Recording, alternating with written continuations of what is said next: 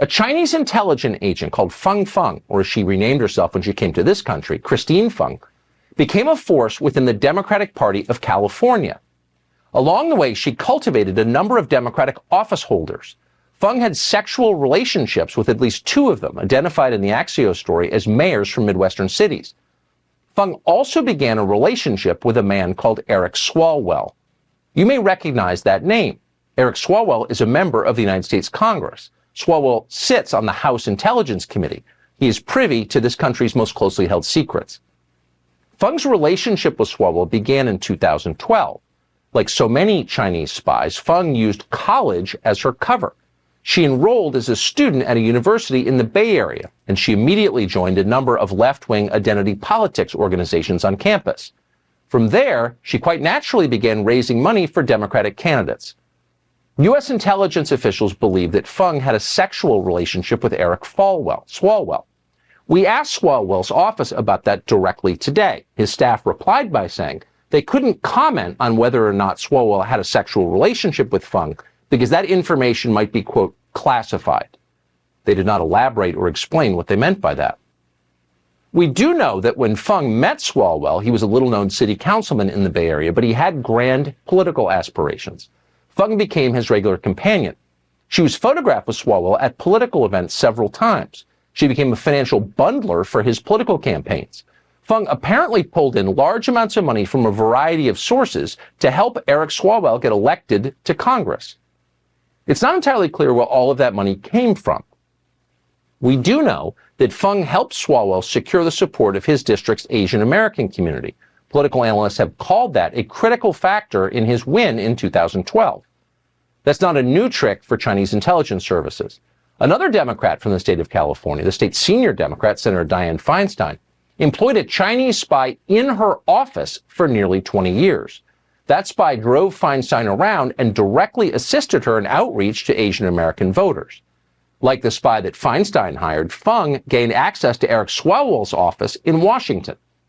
U.S. officials say Feng managed to install an intern in Swalwell's office, almost certainly as a spy for the Chinese government. Now, we don't know the full extent of Feng's intelligence activities in this country. Eventually, she fled the U.S. for China while under FBI investigation. Swalwell claims he hasn't talked to her in years. We do know that in Eric Swalwell, the Chinese government picked a promising vehicle. Swalwell is one of the most high-profile members of Congress. Last year, he ran for president of the United States. At every turn, Eric Swalwell has remained a reliable source of Chinese government propaganda. As a member of the House Intelligence Committee, he styled himself as an expert at spotting foreign interference in our government, remarkably. As you may remember, Swalwell spent years accusing the sitting president of working for a hostile power.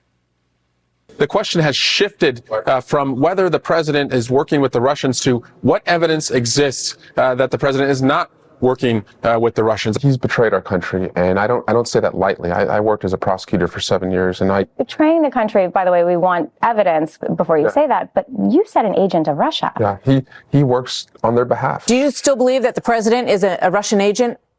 I think he acts on Russia's behalf, and he puts Russia's interests ahead too often of America's interests. You're a member of the judiciary. Do you believe the president right now has been an agent of the Russians? Yes, I think there's more evidence than agents. Yes, and I think all the arrows point in that direction, and I haven't seen a single piece of evidence that he's not. Looking back, it's hard to watch that tape. The irony is overwhelming. It's always those who have the most to hide who attack other people for the very things they've done. Always. Even at the time he was saying that, it was very obvious to us that something was very wrong with Eric Swalwell. So 2 years ago, we asked Swalwell to come on this show and reveal the evidence he claimed he'd collected on Russian collusion. Swalwell came, couldn't turn down a TV opportunity, he made loud noises, and he left. He had no evidence. But he didn't stop making allegations. Here he is at a hearing with Jim Comey back in 2017. I want to talk about the Kremlin playbook. And there are a number of ways that a foreign adversary could seek to influence a person. Do you agree with that? Yes. Financial? Yes, that can be one. Romance, you said, is another? Yes. Compromise? Correct. Oh, it's part of the playbook. Part of the Kremlin playbook, Eric Swalwell says. See, what they do, these foreign intel services, is they use sex, a honey trap, if you will, to set up a compromise. Spoken like a man who knows that subject quite well. When the Russia hoax subsided, as it inevitably did because it was a lie, Swalwell turned his energies to his first love, which is defending the government of China from all criticism. In March, Swalwell told the rest of us that we are racist if we describe where the coronavirus came from originally. He said this on Twitter, quote, "When lawmakers refer to COVID-19 as a Chinese virus, they're not only misleading the public about a disease with confirmed cases in over 100 countries, they are stoking racism and xenophobia in our communities. Diseases don't have an ethnicity, period."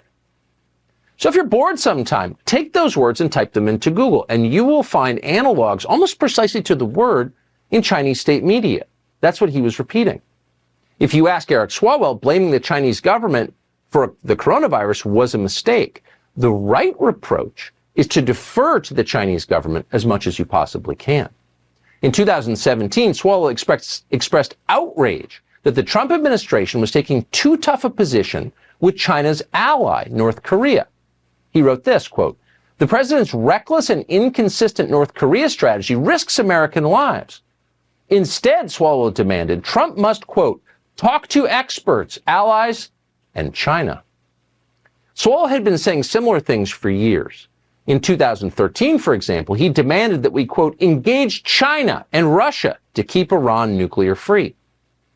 Do you notice a pattern here? Of course you do. And yet here's the amazing thing. As of tonight, with all this information public, Eric Swalwell, who has used his office to promote Beijing's talking points, almost word for word, ones that matter, by the way, a man who admits to a close personal relationship with an actual Chinese spy who helped him get elected to Congress, raised money for him, and put an intern, probably another spy, in his office, that man continues to serve on the House Intelligence Committee, where he has unrestricted access to classified information. How is this happening?